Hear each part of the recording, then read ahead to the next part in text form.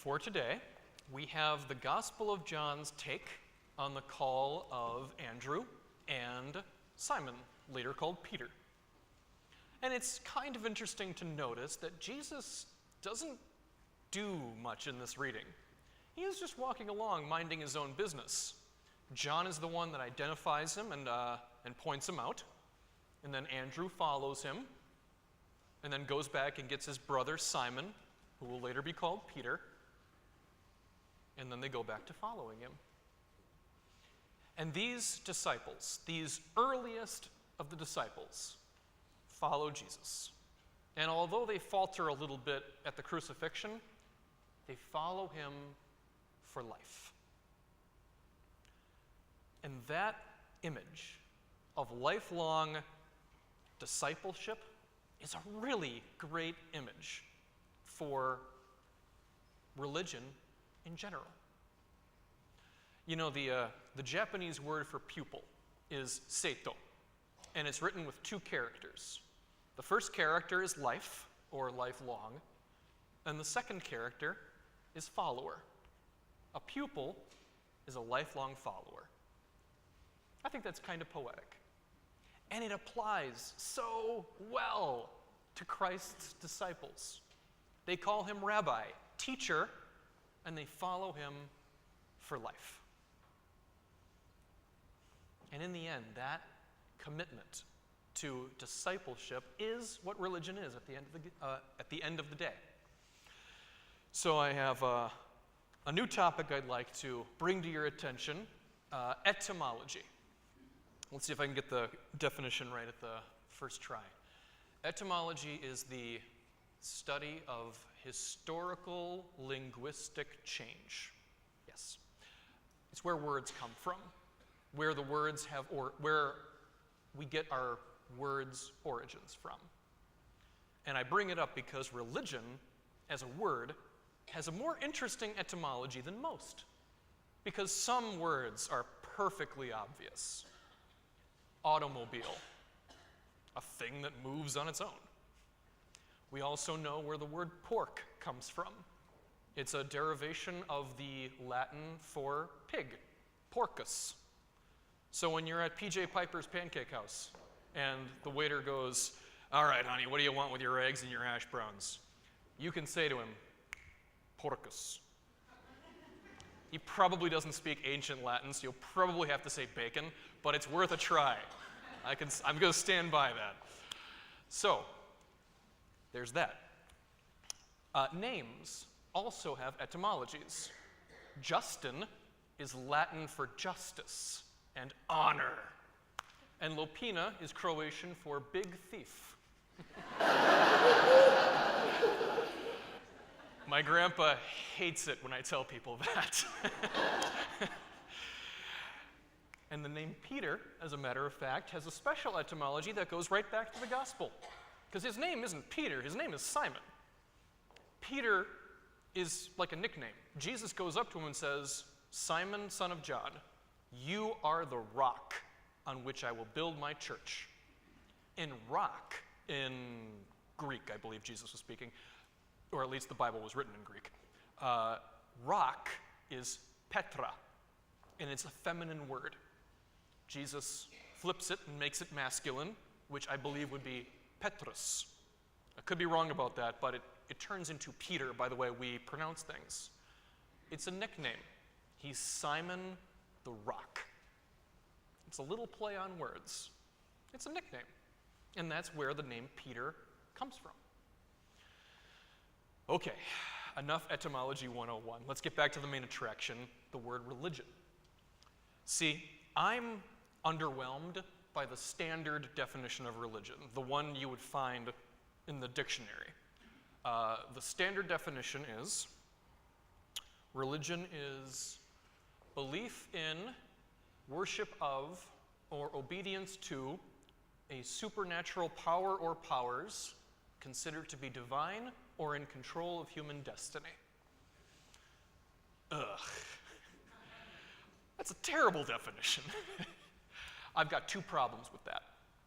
One, I'm annoyed that it says that it's only about the supernatural. That's wrong. obviously there's a supernatural element, tons of our faith has to do with the natural, objective, understandable, comprehensible world that surrounds us and our own actions. Every once in a while, you might be able to say, God moves in mysterious ways. You can't say, Sarah moves in mysterious ways.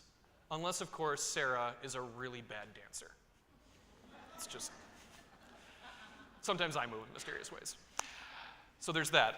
Also, I find that definition only applies to mainline contemporary religion. It's workable for Christianity. I don't know any Buddhists, but I have to assume that a Buddhist would actually be kind of offended by that definition. It would have so little to do with their life and the way they see the world. It leaves something to be desired. But if we go back in time and look for the origin of what religion means as a word, we get a very different concept. One possible origin of the word religion comes from the word religiens, which means to be careful, the opposite of negligiens, to be negligent, to not be careful. So that would mean that religion is that set of principles one is careful to obey and pay attention to and respect. That's pretty close. That's pretty close to my favorite definition of religion, which is the oldest possible origin of the word. We can't prove it. It's a theory. But it may come from the word relegare. And I can't help but pronounce that like an Italian word, so I have to assume I'm doing it wrong. But however you pronounce relegare, I do know what it means. It literally means to bind fast. Or in other words, to strongly fasten. What is religion? It is that to which you bind yourself. It is the set of your dreams, your ideas, your beliefs, and your values that you consider a part of you. They are the things that you cannot imagine living without. They're the truths that put all other truths in their proper place. Do you see what I'm trying to tell you? All of this, it's not about the rules. We have rules because we're not perfect and we need them, as painful as they may be sometimes. The kingdom of God doesn't have rules. In the long term, Jesus doesn't care about any of that. And it's not about dragging yourself here with the belief that God will somehow reward you later on. That's shallow. And it's also not about belonging to a group because it's what society expects of you. Among other teachers, we learned that from Einstein. Rather, what it's about is letting something important take root in your heart. And to let something matter to you and let it mold you into a person. Catholicism does that part of religion remarkably well because we know exactly what we're supposed to be molded into. The image of Christ. And while we don't have the accumulated wisdom of the Jews, we have their notes and 2,000 years of our own tradition to learn from. You might say in the end that true faith goes hand in hand with religion because true faith, you bind fast. True faith is not content to sit still. True faith doesn't let itself stay in your head. It demands to be expressed,